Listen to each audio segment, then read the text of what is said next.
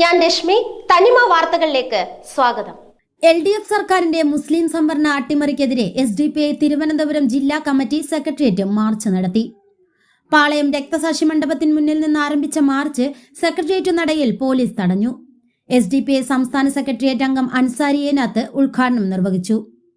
സർക്കാർ അടിയന്തരമായി സർക്കുലർ പിൻവലിക്കണമെന്നും ഇല്ലെങ്കിൽ ശക്തമായ ജനാധിപത്യ പോരാട്ടത്തിന് പാർട്ടി നേതൃത്വം കൊടുക്കുമെന്നും അദ്ദേഹം പറഞ്ഞു.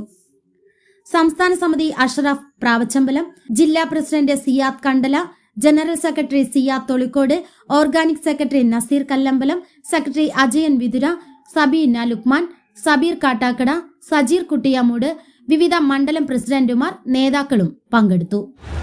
ഈ കഴിഞ്ഞ കാലങ്ങളിൽ നമുക്ക് കാണാൻ കഴിയും.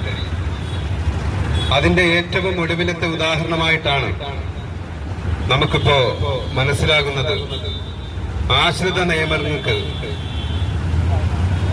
ആ ആശ്രിത നിയമങ്ങളില് ചില ഭേദഗതികൾ വരുത്തിക്കൊണ്ട് പുതിയൊരു സംവിധാനം ഒരുക്കി ഉദ്യോഗസ്ഥ ഭരണ പരിഷ്കാര കമ്മീഷൻ പുതിയ റിപ്പോർട്ട് നൽകിയിരിക്കുകയാണ്. സ്വാഭാവികമായും റിപ്പോർട്ട് മാത്രമല്ലേ നൽകിയുള്ളൂ, എന്തിനാണ് പ്രതിഷേധം എന്ന് സ്വാഭാവികമായും ചോദിക്കുന്നവരുണ്ടാകും.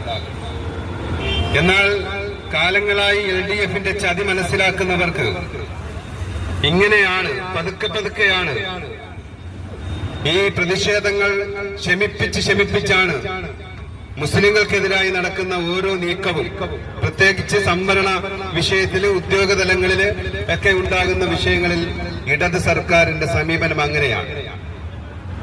നമുക്കറിയാലോ, കഴിഞ്ഞ ഇതേ വിഷയം തന്നെ അംഗവൈകല്യമുള്ളവർക്ക് വേണ്ടിയിട്ട് സംവരണം ഏർപ്പെടുത്തി.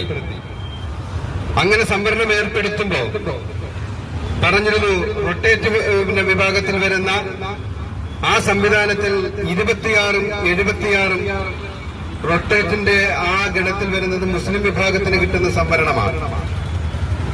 ആ രണ്ട് സംവരണവും എടുത്തിട്ടാണ് ഈ പറയുന്ന അംഗവൈകല്യമുള്ള അവർക്ക് വേണ്ടിയിട്ട് മാറ്റിവെച്ചിരിക്കുന്നത്.